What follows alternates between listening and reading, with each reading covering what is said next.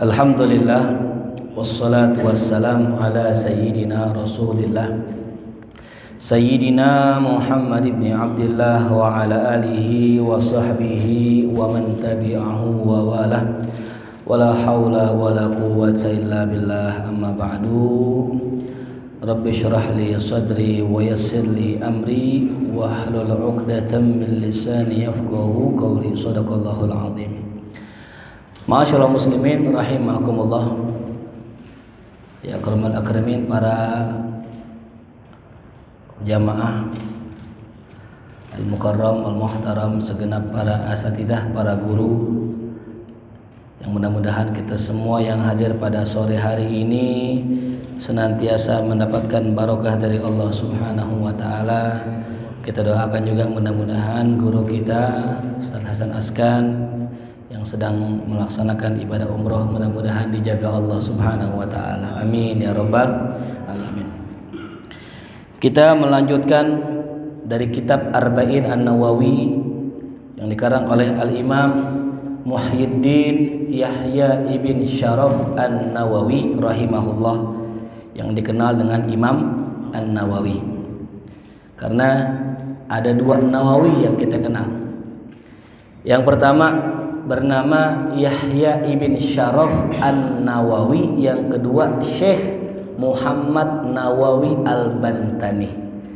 Jadi kalau disebut imam berarti pengarang Riyadhus Shalihin Arba'in. Kalau disebut Syekh berarti Syekh Nawawi Al-Bantani. Ya, ada di sini yang orang Banten? Ada? Ya, coba dites dikit kali mungkin nanti ya habis ngaji. Ya. Alhamdulillah. Kita melanjutkan hadis kita. An Abi Hurairah radhiyallahu anhu anna rajulan qala lin Nabi sallallahu alaihi wasallam. Diriwayatkan bahwasanya Abu Hurairah menyampaikan sebuah hadis, ada seorang lelaki yang berkata pada Rasulullah, "Ausini ya Rasulullah, berikan aku wasiat." Qala, kata Rasulullah, "La taghdab." Jangan marah. Faraddada miraran, Rasul ulang beberapa kali. Faqala la taghdab, rawahul Bukhari. Ini hadis riwayat Imam Al-Bukhari. Jadi para hadirin, Nabi kita Muhammad SAW dikenal dengan jawami'ul kalim. Apa jawami'ul kalim? Orang yang kalau ngomong sedikit tapi maknanya luar biasa banyaknya. Maka dari hadis la taghdab ini, seseorang meneliti bahwasanya ini hadis meskipun pendek hurufnya, pendek katanya, tapi sangat luas maknanya. Sampai hadis ini juga dipelajari oleh para ahli kedokteran. Kata para ahli kedokteran, hadis ini luar biasa. Kenapa luar biasa? Karena sumber penyakit terbesar diantaranya disebabkan dari emosi, dari marah. Sehingga kalau seandainya kita terkena suatu penyakit, nah, bisa jadi itu akibat gara-gara kita sering marah. Ya. Coba dah, kita lagi anteng-anteng, lagi sehat-sehat, tahu-tahu ada sesuatu yang ngenakin kita, yang bikin kita marah. Tiba-tiba lemes, betul? Bahkan yang punya penyakit jantung tiba-tiba dadanya nyesek, sakit. Bahkan tidak sedikit orang yang gara-gara sering marah-marah jadi kena penyakit stroke. Bukan stres lagi, stroke. Ya. Darah naik, hipertensi, ya, jantung dan sebagainya. Itu makanya orang yang bisa mengendalikan marah, maka dia sudah mengobati daripada setengah penyakitnya. Subhanallah. I'lamu ikhwani wafaqani Allah wa iyyakum li ta'atihi. Ketahuilah wahai saudaraku, semoga Allah memberikan taufik kepada aku dan kalian semua untuk berbuat taat padanya. Anna hadzal hadis hadisun azim, bahwa hadis ini merupakan hadis yang sangat agung, luar biasa. Yatadammanu daf'a aktsari syururil insan, yang mana hadis ini mengandung makna bahwasanya ya di dalam hadis ini mengandung makna untuk menolak segala bentuk kejahatan atau keburukan bagi manusia. Ya. Ada dalam kisah diriwayatkan, satu hari ada seorang A'rabi, orang Badui, lagi kencing di tembok masjid. Ketika kencing, para sahabat pengen ngusir itu orang, tapi Nabi larang. Kata Nabi, da'hu, biarkan dia kencing, biarkan dia kencing sampai selesai. Setelah itu A'rabi kencing, orang Badui itu kencing, kemudian Nabi suruh siramin pakai air. Kata ulama hadis, ada beberapa pelajaran yang bisa diambil dari hadis ini. Yang pertama, jangan sekali-kali gangguin orang kencing. Jadi kalau ada orang kencing, jangan diintip, jangan digangguin, karena dampaknya besar. Salah seorang pernah bercerita kepada saya, ada seseorang preman. Ini preman memang luar biasa zalimnya. Dia lagi kencing di kolong jembatan. Ada orang negor, "Woi," gitu. Ditegur, "Woi." Ini preman kesel, kebetulan dibawa pisau, dia sewot, ditusuk tuh orang, mati. Cuman gara-gara lagi kencing ditegur. Coba ada kita lagi di WC, lagi jongkok gitu, tahu-tahu teman kita ngintip dari atas gini, apa yang kita kerjain? Ngambil gayung, langsung lempar. Nggak peduli itu yang ngintip siapa, pokoknya ambil gayung lempar, secara otomatis. Ya. Lalu yang kedua, Nabi mengajarkan kita kalau untuk mencegah suatu kemungkaran terkadang tidak mesti dicegah. Ya. Jadi kalau ada suatu kemungkaran, kejahatan, kadang caranya untuk menghilangkannya nggak mesti dicegah. Karena kalau nih orang diomelin, kemudian dia kabur, itu air kencingnya kemana-mana. Bukan cuma di satu tempat, tapi lari-lari kemana-mana, akhirnya kemana-mana. Sama, ada orang berbuat maksiat, diminum khamr misalnya. Ketika minum khamr kita omelin, dia bawa golok. Kalau kita omelin dia bawa golok, diapain kita? Dibacok. Saya mau tanya, ngebacok orang, ngebunuh orang sama minum khamr, dosanya gedean mana? Ngebunuh orang. Gara-gara kita nahi munkar, dia mengerjakan perbuatan yang lebih mungkar dari yang dikerjakannya. Makanya kadangkala yang namanya kemungkaran tidak mesti dicegah ya langsung. Akan tapi gimana? Caranya dengan cara yang bijaksana ya. Dengan mendiamkan, mungkin dia ntar juga tobat, kita doain begitu ya. Sama halnya kisah Al-Imam Abu Hanifah. Abu Hanifah suatu hari pernah punya tetangga tukang minum khamr.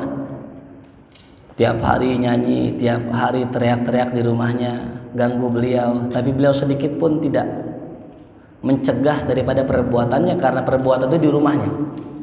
Nggak diomelin, nggak dikatain, nggak didobrak pintunya, pokoknya nggak diapa-apain. Sampai suatu ketika nyanyian itu nggak terdengar lagi. Abu Hanifah akhirnya nanya kepada tetangganya, "Ya fulan, ini tetangga kita yang biasa nyanyi kemana?"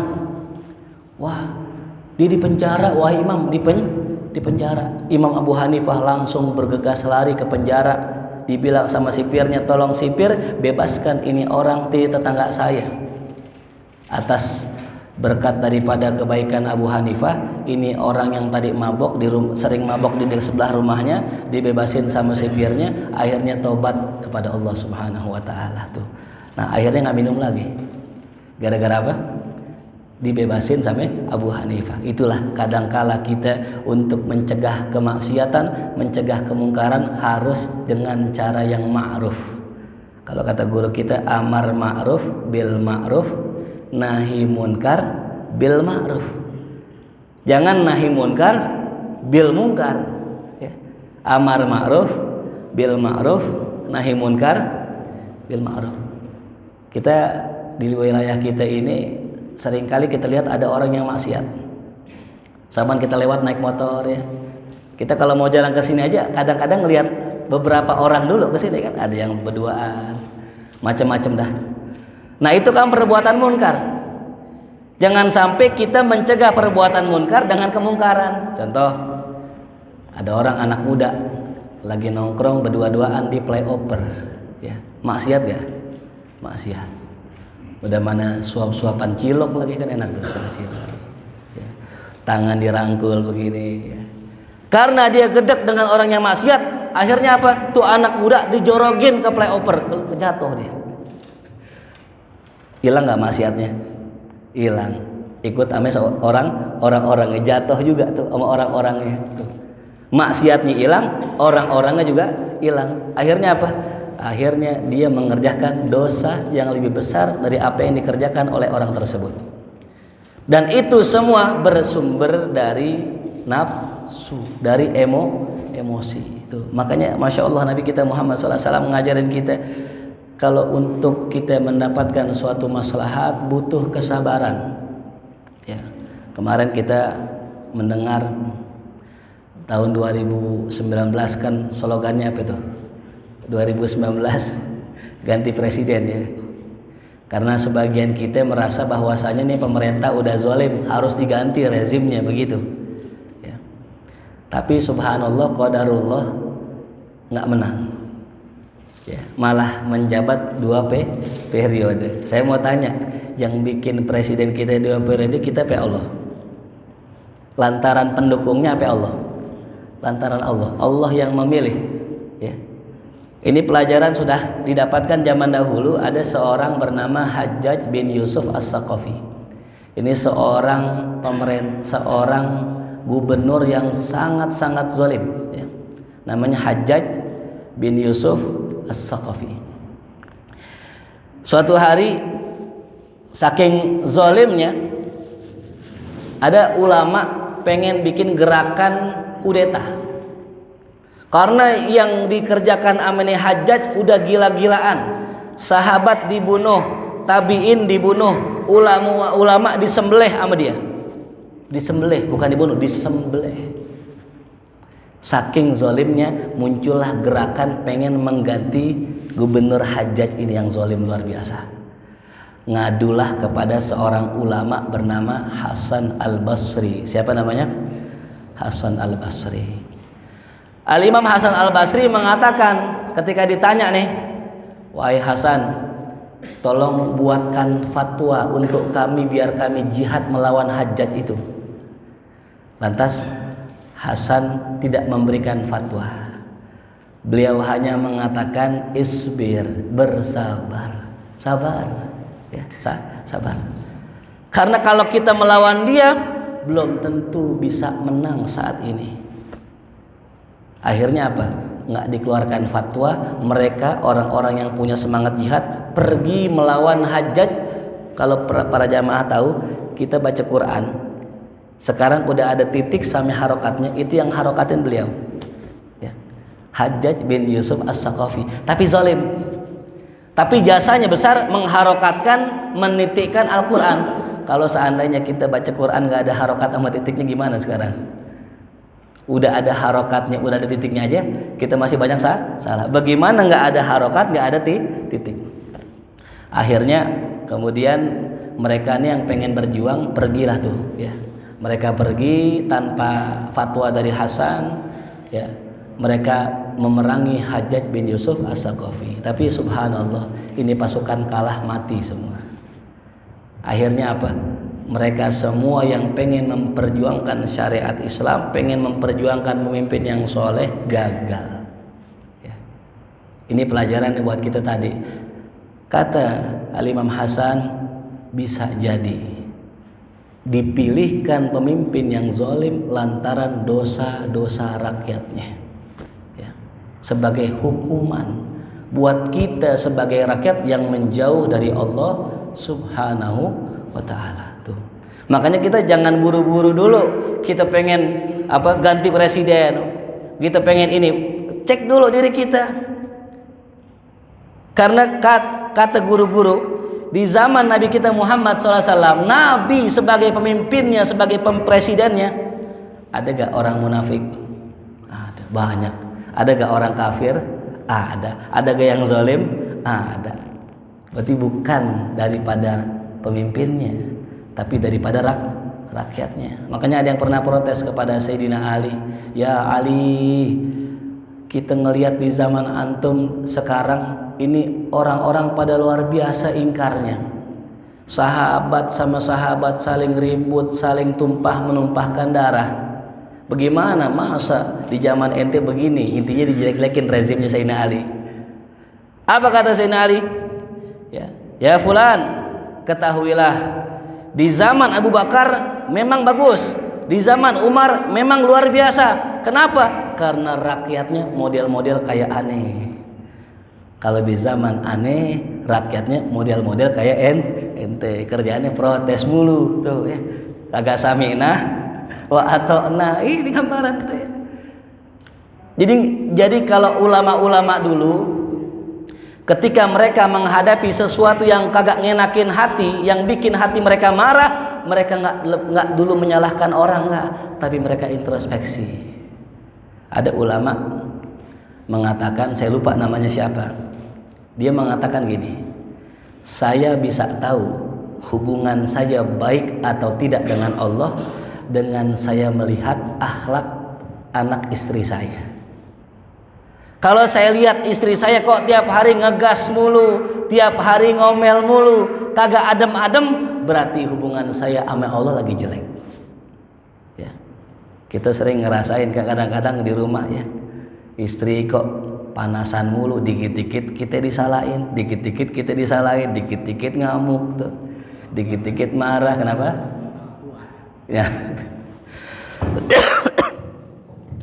Apa kata tuh ulama? Itu karena dosa saya. Saya banyak dosa sama Allah, maka Allah pengen mengampuni dosa saya dengan cara dibuat marah istri saya agar saya bersabar. Innallaha ma'as sabirin. Ya. Jadi kadangkala hukuman buat seseorang bukan dalam bentuk dia sakit. Punya istri nggak solehah, tiap hari marah-marah, itu bisa jadi hukuman dari Allah. Ya, kan nggak enak Pak kita kalau punya istri nggak soleha ya. Pulang ngaji, sholat isya, pulang pengennya buka tempat nasi udah ada makanan, pengen kita. Tapi kalau punya istri nggak soleha, ya, lakinya ustadz lagi. Pulang dari masjid, buka tempat nasi, ada kitab, makan tuh kitab, kata bininya begitu. Ini terjadi. Ada seorang ustadz guru ngaji, jarang ngasih duit ke istri, pulang ngajar buka tempat nasi, ternyata adanya kitab, kata bininya makan tuh kitab. Tapi kalau istri kita istri yang soleh mah enggak, sabar ya. Bisa jadi Allah hukum kita dengan cara Allah kirimkan teman-teman yang buruk, teman-teman yang nyusahin kita. Ada enggak? Nah, yang mana? Banyak soalnya, yang mana? Jangan-jangan kita lagi ya. Lah kita kan kalau punya temen, nih temen yang baik, kalau kita bikin status emoticon sedih aja, dijapri kita. Ngapain lu? Ngopi yuk, gitu, ngajak ngopi. Lah karena kita bikin status sedih, itu temen yang baik. Terus kita bikin status angkat tangan begini, doa di WA. Ngapain lu? Gak punya duit ya? Sini ke rumah. Nah, itu kan temen yang luar biasa itu. Ngelihat kita suntuk depan rumah, mulut asem, temen yang baik nawarin, mau rokok, mau ngopi, ayo gitu. Tapi kalau temen yang buruk, ya Allah ya Rabbi, nggak boleh kita dapat nikmat dikit nongol dia. Assalamualaikum, waalaikumsalam, sehat lo, sehat. Gue denger abis gusuran, lama ngapain? Minjem dah barang 5 juta. Nah ini yang begini. Udah dapat duit 5 juta, ngilang nggak tahu kemana, di WA nggak dibalas. Ya, minjemnya nangis-nangis, pas kita tagih kita yang nangis. Ada gak yang begitu? Banyak tuh. Yang mana tuh? Ya, kan begitu kan, kita punya teman, kadang teman buruk, pokoknya giliran ngutang nongol dia. Giliran lagi seneng banyak duit hilang tuh. Hah? Nah iya, di sini mah nggak ada, orangnya nggak ngaji soalnya itu. Ya, nah maka kita memperhatikan tadi, yang namanya musibah, yang namanya hukuman, nggak mesti azab, nggak mesti sakit, nggak. Kita punya istri yang nggak soleha itu hukuman, punya anak yang nggak soleh hukuman tuh. musibah. Nah makanya tadi kita jangan dulu menyalahkan pemimpin kita. Bisa jadi bukan pemimpin kita yang salah, tapi dari kitanya yang belum kembali kepada Allah Subhanahu wa ta'ala. Makanya tuh kalau kita pengen orang balik, doain biar mentok. Doain biar mentok. Kalau belum mentok, belum balik. Betul. Kita kan bilang, ada teman kita, lu ngapain sih gitu-gitu aja? Nggak bakal sukses, kagak bakal jalan. Ya, ibarat orang nih masuk gang si gura-gura misalnya gitu, gangnya buntu gitu. Kita bilang, bang jangan masuk buntu. Nih orang nggak percaya, lanjut gak? Lanjut. Udah mentok, baru muter. Sama kayak teman kita, ya Allah udah jangan main judi. Kan sekarang banyak nih, bukan yang muda doang, yang tua juga banyak main judi slot tuh yang di HP tuh. Ya. Anak orang-orang tuh pokoknya kalau ada HP udah miring dah nih. Nah ini curiga dah kita nih, HP udah miring nih. Nah ini jangan main judi, menang ketagihan, kalah penasaran. Enggak, teman gue dapat tuh beli motor dia. Itu teman ente lagi untung-untungan. Jangan. Udah mentok, duit habis. Duit gaji habis, duit ini habis, baru dah ujung-ujungnya minjem pinjol. Bis minjem sama temennya, buat apa? Buat bayar pinjol. Lo muter-muter aja di situ tuh. Gara-gara apa itu? Nah tadi, gara-gara belum bisa mengontrol hawa nafsu tuh. Maka dikisahkan tentang bagaimana cara kita melawan marah tadi. Ada 3 caranya. Yang disebutkan oleh ulama, yang pertama cara kita untuk mengalahkan yang namanya amarah adalah dengan kita meyakini bahwa apa yang terjadi itu murni perbuatan Allah. Ya. Meyakini apa yang terjadi murni perbuatan Allah. Kita naik motor misalnya, ya kan kalau sekarang pagi-pagi udah rame nih. Apalagi sore gini, tadi saya dari rumah tuh 5:30 itu. Sampai sini mau jam 6. Subhanallah, itu Jakarta keras sore-sore. Kadang kita naik motor orang, wah masya Allah, nyalip sono nyalip sini. Dan nggak sedikit orang yang kesalip, marah nggak? Marah. Ya. Nah kalau posisinya kita yang disalip, ini kata ulama dalam kitab ini dikatakan, anggaplah yang berbuat itu adalah Allah. Jadi kita nggak marah. Kalau ada orang mukul kita, nampar kita, siapa yang ngerakin tangannya? Allah. Siapa yang izinkan dia menggerakkan tangannya? Allah. Saya mau tanya, saya ngangkat gelas, kalau nggak izin Allah bisa nggak pindah? Hah? Kalau nggak izin Allah bisa nggak pindah? Enggak. Semua harus izin dari Allah. Kalau ada suatu perbuatan tanpa ada izin Allah, mustahil. Baik perbuatan baik ataupun maksiat, semua terjadi dengan izin Allah. Bedanya kalau perbuatan baik redonya Allah, perbuatan maksiat tidak redonya Allah. Tapi Allah biarkan. Nah, berarti kalau ada orang nampar kita, ada orang mukul kita, izin siapa itu? Izin dari Allah. Nah berarti kalau kita melihat ternyata yang nampar kita Allah, marah nggak? Enggak. Ya. Kalau ada orang misal datang, tahu-tahu nabok kita, tepak ya, tampar kita. Kalau kita engah bahwasanya yang nampar itu Allah, kita nggak bakal marah. Tapi kalau kita nggak melihat Allah, kita nggak engah bahwa itu adalah teguran dari Allah, kita pasti marah. Ya. Semisal kata gini, kita lagi ngomongin orang, lagi enak-enaknya ngomongin orang, tahu-tahu lidah kita kegigit, sakit lidah kita. Teguran siapa itu? Allah. Yakin nggak itu teguran Allah? Kalau nggak yakin, kita pasti marah. Makanya ada seorang ulama namanya Al-Imam ya, Ali Zainal Abidin As-Sajjad.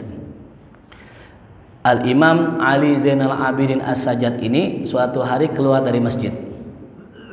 Habis keluar dari masjid, datang orang ngatain, "Ya Ali, ente fasik, ente kafir, ente munafik." Sekarang saya mau tanya jamaah semua, kalau keluar dari sini ada orang yang ngatain, marah nggak? Beliau nggak marah.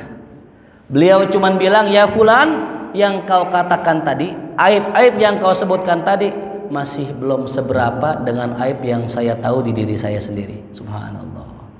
Ini orang mengakui bahwa dirinya adalah orang yang punya banyak aib. Ini orang yang tadinya marah-marahin jadi bingung.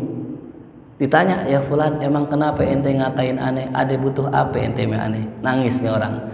Bukan balas ngatain, justru malah ditawarkan mau apa? Ya imam, maafin saya. Tadi di ujung jalan sana ada seseorang yang bilang sama saya, kalau ente bisa bikin Imam Ali marah, saya kasih ente uang yang banyak. Oh, ente mau duit nih? Aneh kasih duit. Dikasih duit, makin nangis dia. Coba bayangin, kenapa orang yang dikata-katain, yang dijelek-jelekin di depan matanya nggak marah? Karena dia melihat bahwa yang ngatain, yang ngomong begitu, yang menggerakkan lidahnya adalah Allah Subhanahu wa ta'ala. Bagaimana mau marah sedangkan Allah lah yang menggerakkan dia. Jadi kalau kita pulang nanti bini kita marah-marah, nah siapa ini?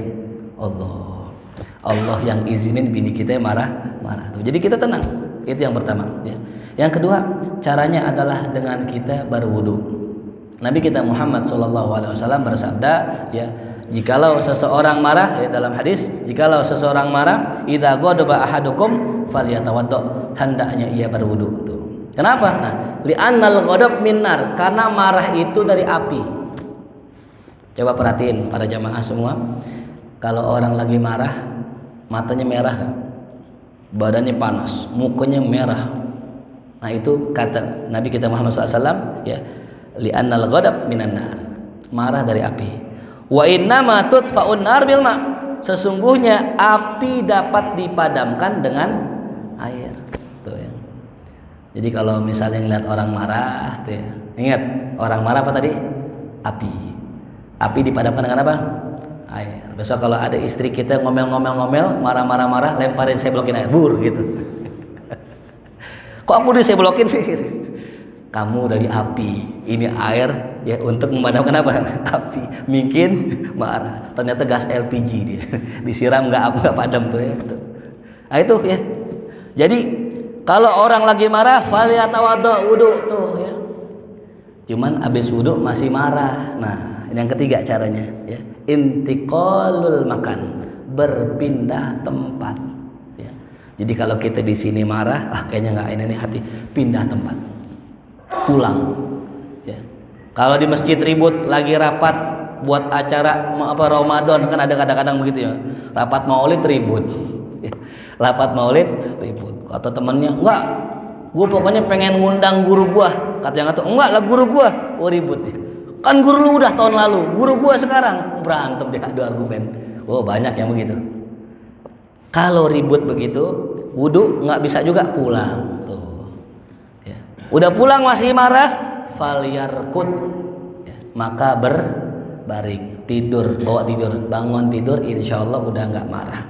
Maka yang mengherankan, kalau orang udah tidur, udah wudu, pules, paginya masih marah, ada gak orang begitu? Hah? Ada. Siapa? Itu para perempuan ya. Perempuan-perempuan pada umumnya marah sama lakinya, tidur, bangun tidur masih marah ya. Cirinya udah gak marah, bangun tidur udah ada kopi, nah berarti udah gak marah. Kalau bangun tidur kagak ada sarapan, kagak ada kopi, kagak ada nasi goreng, berarti masih marah. Makanya diajarkan oleh Sayyidah Aisyah bahwasanya saya punya kebiasaan kalau marah sama seseorang, pokoknya sebelum tidur sudah saya maafkan seluruh kesalahan-kesalahan orang lain. Itu amalan yang berat ya. Makanya saya punya istri, waktu itu saya pulang ceramah, pulang masuk ke rumah, masuk kamar, dicubit saya. Saya tanya, kok dicubit kenapa? Aku ngimpi kamu nikah lagi katanya. Saya bilang baru ngimpi udah cubit itu. Itu kan ngimpi. Sekarang saya mau tanya, yang ngasih ngimpi siapa? Allah.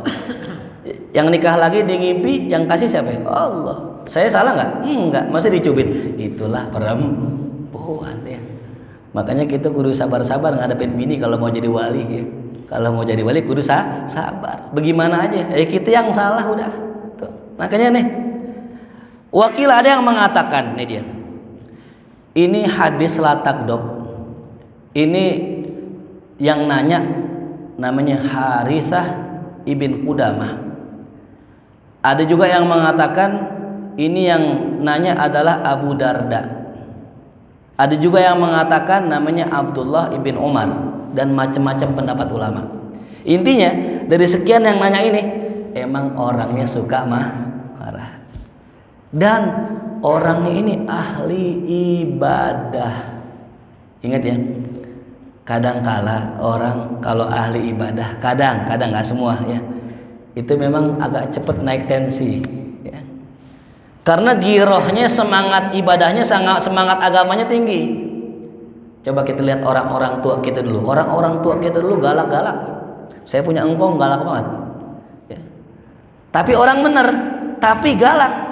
Ada orang anak kecil main di masjid bercanda, main gaplok aja, wah bocah lu, dia usir.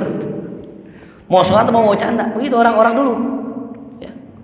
Makanya yang namanya orang-orang yang kuat agamanya begitu. Kalau bahasa kita sumbu pendek ya gitu. Cuman bagus karena membela agama Allah tuh ya. Jadi kemarahan itu mesti ada. Kata Imam Ghazali ada 4 unsur yang harus dimiliki manusia. Yang kalau nggak ada ini 4, nggak sempurna seseorang. Apa diantaranya? Marah, emosi. Ada orang nggak punya emosi, dikatain diem, dijelekin diem, dihina diem. Ya, ini orang nggak sempurna kata Imam Ghazali. Kenapa? Kalau sewaktu-waktu agamanya dihina, kalau dia nggak marah, maka dia nggak sempurna. Makanya orang yang hebat adalah orang yang punya emosi, orang yang bisa marah, cuman dia tahu kemana marahnya diarahkan. Bukan marah sama istri, bukan. Ya. Orang kalau marah sama istri itu tandanya orang pengecut. Di rumah galak banget sama bini, bininya dikatain dasar bini begini, dasar istri begini. Di luar takut sama orang. Nah, itu pengecut. Kebalikannya justru orang yang berani sama orang, tapi sayang dengan istri. Itulah Nabi kita Muhammad sampai Sayyidina Umar kan ditakutin banget ya. Satu hari Nabi lagi ngobrol sama bininya, lagi bercanda-bercanda. Sayyidina Umar masuk, tuk. Assalamualaikum. Istrinya Nabi lagi ketawa, lagi bercanda, tahu-tahu semuanya mingkem, diam semua. Kenapa? Tahu Sayyidina Umar datang. Coba bayangin tuh. Istri Nabi lagi bercanda sama Nabi, datang Sayyidina Umar, diam semua. Sayyidina Umar masuk, Sayyidina Umar marah. Kata beliau, apa kata Umar? Istri-istri Nabi, ente ame aneh diem ame Nabi ente ketawa-tawa. Masya Allah. Harusnya ente lebih takut sama Nabi daripada sama aneh. Rasul menghibur. Ya Umar, jangankan bini aneh, setan aja takut kalau ketemu ente, apalagi bini aneh itu, subhanallah ya. Ini Sayyidina Umar yang ditakutin sama setan. Suatu hari ada seseorang sahabat pengen ngadu kepada beliau tentang perkara istrinya yang suka ngomel-ngomel. Ketika sampai ke rumah Sayyidina Umar, ternyata Sayyidina Umar lagi dimaki-maki sama bininya. Lihat bagaimana orang yang ditakutin setan ketika diomelin bini. Marah apa enggak? Enggak. Beliau adalah seorang kesatria. Beliau diem, mingkem, dengerin kata bininya. Tuh, sami'na wa ata'na. Tuh. Lantas nih orang yang datang, ya dia nyeletuk juga. Ya, dia jadi omelin, gue mau curhat sama dia gitu. Akhirnya udah masuk ke pekarangan rumahnya, pulang lagi. Sayyidina Umar dengar kayak ada orang, weh, sini, kenapa? Nyamperin nih orang, ya Umar, tadi saya pengen cerita curhat masalah bini aneh yang ngomel-ngomel mulu. Ternyata antum juga diomelin, berarti kita sama nih gitu. Lantas kata Sayyidina Umar, ya fulan, istri saya itu udah capek ngurusin saya, capek ngurusin rumah, capek ngurusin anak. Kalau dia ngomel wajar tuh ya. Udah banyak jasanya sama kita, dan kita sebagai laki ya sudah, kita dengerin aja omongan dia ya. Makanya kunci di laki. Untung cerai itu kuncinya di mana? Di laki. Mau bini ngomong cerai 1000 kali kagak jatuh cerainya. Tapi kalau suami ngomong walaupun bercanda, gue ceraiin lo, gue giniin, nah itu jatuh. Meskipun marah, meskipun bercanda, jatuh cerainya. Ya, ada hikmah. Coba kalau seandainya yang ngomong cerai perempuan jatuh talaknya, ayo gimana? Udah nggak ada yang kawin semua, ya. Lah itu pasti pernah ngalamin dah semua, ya. Termasuk saya juga pernah ngalamin itu. Di mana fase istri kita minta cerai itu, ya. Karena tadi itu dua pala yang berbeda, dua background yang berbeda jadi satu tuh. Itu sulit. Makanya tadi kembali lagi nasihat Nabi kita Muhammad Sallallahu Alaihi Wasallam, la takdub, gitu. Ada seorang ulama namanya Ibnu Arabi. Ibnu Arabi ini terkenal dengan orang yang memiliki paham wahdatul wujud, ya. Mungkin pernah dengar ya, yang dianggap sufi sesat, ya. Padahal kata guru-guru kita bukan sesat, tapi orang yang kagak ngerti yang menyesatkan dia, ya. Dan paham itu bukan paham beliau. Jadi kayak dituduh sesat gitu, padahal nggak sesat. Suatu hari, suatu pagi menjelang sholat subuh, beliau didatengin sama salah seorang muridnya. Kata muridnya, wahai guru, salah seorang orang yang sering mencela antum, yang sering menyesatkan antum dipanggil Allah, meninggal. Orang yang sering mencela meninggal. Beliau bilang innalillahi wa inna ilaihi raji'un, ya. Sholat subuh jamaah, jadi imam, selesai salam, zikir, kagak beranjak dari tempat duduknya sampai zuhur. Zuhur sholat jamaah lagi bareng muridnya, kagak beranjak sampai asar. Sampai sholat maghrib, kagak beranjak dari mihrab. Muridnya nanya, guru, antum ngapain dari pagi belum pulang-pulang? Sampai maghrib, apa yang antum baca? Apa kata itu Imam Ibnu Arabi? Wahai fulan, aku telah membaca 70.000 kali la ilaha illallah sebagai tebusan buat orang yang sering ngatain saya semasa hidupnya. Subhanallah, ya. Orang yang suka ngatain aja dibacain 70.000 la ilaha illallah biar masuk surga. Bagaimana orang yang mencintai beliau? Itu akhlak Nabi kita Muhammad SAW. Orang yang ngelihat makhluk lain bukan sebagai makhluk tapi sebagai ciptaan Allah. Tuh. Makanya cara kita untuk mengatur hawa nafsu dan emosi tadi adalah nih i'tiqad kita, akidah kita, pandangan kita sebagaimana pandangannya Nabi kita Muhammad SAW. Al-Imam Ali Zainal Abidin yang tadi saya cerita tadi, suatu hari beliau lagi ada acara besar. Nih kalau lagi acara besar biasanya orang ada yang bawa begini, apa? Bawa makanan. Lagi rapi jamu tamu, tiba-tiba yang bawa makanan pembantunya, budaknya kepleset. Itu makanan semua tumpah ke bajunya Imam Ali Zainal Abidin. Lagi jamu tamu, tamu banyak, bajunya kotor. Mukanya merah. Nah, namanya manusia. Refleks mukanya beliau merah. Pengen marahin, tiba-tiba pembantunya langsung baca ayat. Apa ayatnya? Wasari'u ila magfiratin min rabbikum wa jannatin arduhas samawati wal ard uiddat lil muttaqin. Bersegeralah kepada ampunan Allah, tuh. Dan juga magfirah, ya, dan juga sorga yang luasnya sorga ini seluas langit dan bumi. Uiddat lil muttaqin. Yang sorga itu disiapkan buat orang yang bertakwa. Siapa yang bertakwa? Alladzina yunfikuna fis sarra'i wad dharra'i wal kadhiminal ghaidh.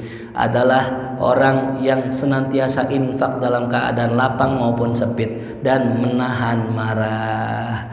Wal afina anin nas, dan memaafkan orang lain. Seketika baca tuh ayat ada kalimat wal kaziminal ghaidh, dikencengin. Wal kaziminal ghaidh. Sorga disiapkan buat orang yang menahan marah. Tuh. Kata para ahli tafsir, kalimat kaziminal ghaidh, dia menahan marah. Saya mau tanya, berarti marah nggak? Berarti marah nggak? Marah. Cuman diapain? Itu orang yang sempurna, ya. Orang yang sempurna bukan orang yang nggak pernah marah, bukan. Pokoknya orang ngapain aja iya, yang orang ngapain aja dia nggak marah. Itu bukan orang sempurna. Orang sempurna itu dia punya marah, bisa marah, tapi ditahan amarahnya. Itu yang sempurna, ya. Makanya kalau ada orang naik motor, ya, kemudian disalib, dikejar, kan gitu ya. Nah, dikejar tuh.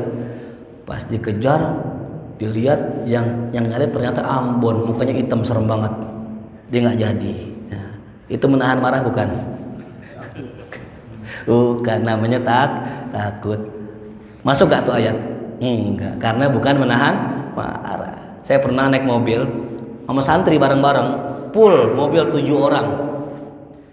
Nggak sengaja agak pengen mepet motor kejar tuh. Pas udah dekat buka kaca, 7 orang dilurus lagi tuh. Nggak jadi. Itu bukan namanya menahan marah. Jadi yang namanya nahan marah ada marahnya, cuman ditahan tuh ya. Nabi kita Muhammad sallallahu alaihi wasallam bersabda, "Man kaffa ghadabahu." Siapa yang nahan marahnya, ya, kafallahu anhu adzabahu, maka Allah tahan azabnya. Subhanallah ya. Dalam hadis yang lain, "Man i'tadzara ilallah qabbalallahu uzrah." Siapa yang ya minta nerima uzur karena Allah, Allah terima uzurnya. Jadi kita kalau pengen dapat maafnya Allah, maafin orang lain. Kalau pengen Allah nahan marahnya, tahan amarah kita. Ya. Kadang-kadang orang pengen dimaafin, tapi kalau orang salah nggak dimaafin. Kadang kita pengen orang nggak marah, tapi ame orang kita marah-marahin. Nah, itulah hikmah yang begitu luar biasa dari Nabi kita Muhammad sallallahu alaihi wasallam. Nah, itu ya. Ini satu hadis pendek ya, kalau kita jabarkan luar biasa panjangnya ya. Nggak bakal habis-habis tuh hikmah ya yang disampaikan oleh Nabi kita Muhammad sallallahu alaihi wasallam. Maka yang tadi saya katakan jawami'ul kalim ya. Ada satu hadis dalam hadis arba'in bab hadis kedua. Namanya hadis Jibril. Namanya hadis apa? Hadis Jibril. Ya. Belum bisa ya? Berapa menit lagi? Oh, masih lama. Ya. Ada hadis namanya hadis Jibril. Yang malaikat Jibril datang kepada Rasulullah. Itu saking luar biasanya disyarahkan sama ulama jadi satu buku. Satu hadis. Ada satu hadis, suatu hari Anas bin Malik punya saudara. Namanya Abu Umair. Namanya siapa? Abu Umair. Abu Umair punya burung kesayangannya, burung kecil, burung pipit, mati dinangis sambil ngeliatin burung. Rasul lagi lewat rumah Ummu Sulaim, ibunya Anas, masuk. Ngapain Abu Umair, burung ente? Gitu doang tuh. Kalimat sependek itu disyarahkan sama ulama, ada kurang lebih 70-an faidah. 70 ilmu yang diambil dari satu hadis itu. Di antara salah satu saya kutip aja salah satunya, Nabi orang yang nggak pernah gengsi untuk ngomong sama anak kecil. Kita nih kadang-kadang mohon maaf ya, semakin tua umur kita semakin nyepelin anak-anak bocah. Bocah, anak kecil, anak muda. Imam Syafi'i 13 tahun udah ngajar di Masjidil Haram. Saya mau tanya, ada nggak ustadz yang 13 tahun udah ngajar di sini? Belum ada. Kita kadang-kadang jangankan 13 tahun, orang masih muda, muda banget dia. Jangan lihat mudanya, lihat ilmunya. Ya. Imam Nawawi sejak muda belasan tahun, bahkan Imam Bukhari menulis Sahih Al-Bukhari usianya 16 tahun. Imam Bukhari nulis Sahih Bukhari usianya berapa? Saya mau tanya, 16 tahun sekarang lagi ngapain? SMP apa SMA? SMA kelas 1. Ya, ada di sini Ustadz umur SMA kelas 1? Enggak ada. Ya, makanya kalau di mari itu saya pernah dapat cerita, saya punya guru baru pulang dari Mesir. Ya. Kemudian pulang dari Mesir belum nikah, khutbah di Masjid Hidayah Samai, situ tadi daerah Pejaten ya, dekat Strada. Ada masjid besar itu Hidayah Samai. Baru pulang dari Mesir, alim, pinter, cerdas, pengen khutbah, ditanya sama pengurus, Ustadz udah nikah belum? Belum. Wah makruh tuh, gitu katanya, dikatain makruh. Nah kalau khutbah syaratnya nikah, Imam Nawawi nggak khutbah. Ya, Imam Nawawi pengarang Arba'in ini nggak nikah, sampai 45 tahun umurnya nggak nikah. Kapan khutbahnya kalau nungguin nih nikah? Enggak begitu cara pandang kita gitu. Kenapa sih kok orang kita, orang Betawi banyak menyarankan khotib tuh kalau bisa udah nikah? Di antara sebabnya, orang kita kalau belum nikah, itu kadang ada aja kelakuan anehnya. Ya. Mau orang dari pesantren kayak keluar, kan begitu. Orang kalau nyantren keluar pesantren kayak singa baru lepas dari kandangnya, liar banget. Kayak kambing keramat, siapa aja seruduk. Ya. Nggak boleh lihat perempuan dikit, Ustadz itu murid antum, gitu aja di bawahnya tuh masih goyang ya. Makanya syaratnya khotib kalau di mari kudu nikah biar udah lempeng ngomong ya ayuhan nas ittaqullohnya benar ya. Ngomong ya ayuhan nas ittaqullah masih pacaran. Nah gimana ceritanya tuh? Ya ayuhan nas ittaqullah masih sering ya maksiat. Belum lempeng makanya nikah dulu gitu. Nah kalau di Arab enggak, orang Arab luar biasa. Saya punya teman dari Kenya, ya, namanya Syekh Nasir Abdul Aziz, hatta hafal Al-Quran mutkin, orang-orang Afrika. Itu kita tanya, mata tatazawwaj, pakai bahasa Arab, orang bahasa Arab, mata tatazawwaj, kapan ente kawin? Kata dia, saya nggak pernah mikirin kawin. Yang di otak saya cuma Quran dan Al-Quran. Tuh. Orang luar belajar begitu. Nih kita belajar ngaji jantri. Saat kapan nih kelar ngajinya kita mau kawin? Kawin mulu pikirannya. Lagi baca kitab mikirin kawin. Ngaji nahu ngantuk. Ngaji kitab ngantuk.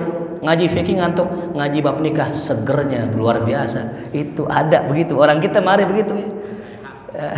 Oke nah. Saya ngaji dengan guru saya Ki Abdul Hamid Husain almarhum. Saya punya guru. Itu kita ngaji malam Jumat jam 12 mulainya, jam 12 malam. Ya, ngaji kitab Minhajul Abidin sama Tafsir Ruhul Bayan. Orang yang ngaji orang-orang tua. Mungkin di sini juga ada yang pernah ngaji tuh. Itu kalau lagi ngaji tuh namanya jam 12 malam ada aja suara-suara gaib bunyi. Saat mending satu orang, 4 orang kadang-kadang saut-sautan. Ada yang panjang, ada yang ngebas tuh. Ya.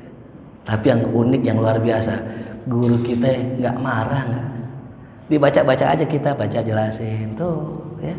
Kenapa nih? Hatinya luas nih ya.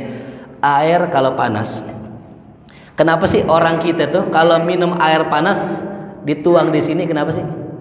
Kenapa dituang di sini? Biar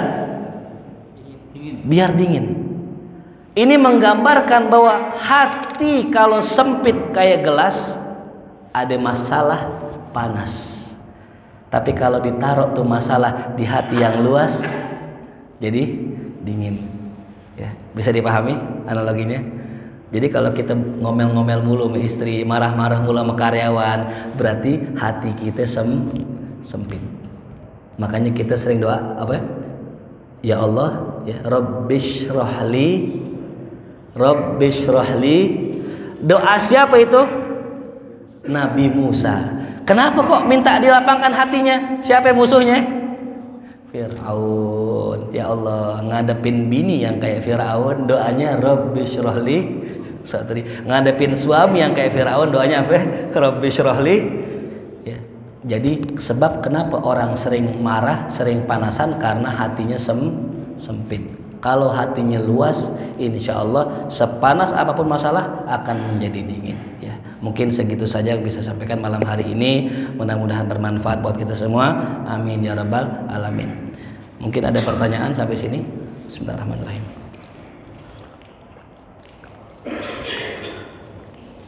Baik, kita baca surat Al-Fatihah. Jikalau tidak ada pertanyaan, kita bacakan surat Al-Fatihah buat orang-orang yang sedang sakit, semoga Allah beri kesembuhan. Buat yang punya hajat, semoga Allah kabulkan. Buat yang belum punya pasangan, Allah carikan, Allah mudahkan. Buat yang sudah punya keluarga, Allah berikan keturunan. Ala hadhihi ya Al-Fatihah. A'udzubillahi minasyaitonirrajim. Bismillahirrahmanirrahim. Alhamdulillahirabbil alamin arrahmanir rahim maliki yaumiddin. Iyyaka na'budu wa iyyaka nasta'in. Ihdinas siratal mustaqim siratal ladzina an'amta 'alaihim ghairil maghdubi 'alaihim waladdallin. Amin. Bihaqqil Fatihah wa bisirril Fatihah wa bikarabatil Fatihah. Iftah lana abwabal khair wa khtim lana bil khair waj'alna wa dhurriyyatina min ahsani ahlil khair. Allahumma anfa'na bima 'allamtana wa 'allimna ma yanfa'una warzuqna 'uluman tanfa'una yanfa'una fid din wa dunya wal akhirah. Rabbana atina fid dunya hasanah wa fil akhirati hasanah wa qina adzabannar. Wa sallallahu ala sayyidina Muhammadin wa alihi wasallam. Walhamdulillahi rabbil alamin. Kurang lebihnya mohon maaf. Assalamualaikum warahmatullahi wabarakatuh.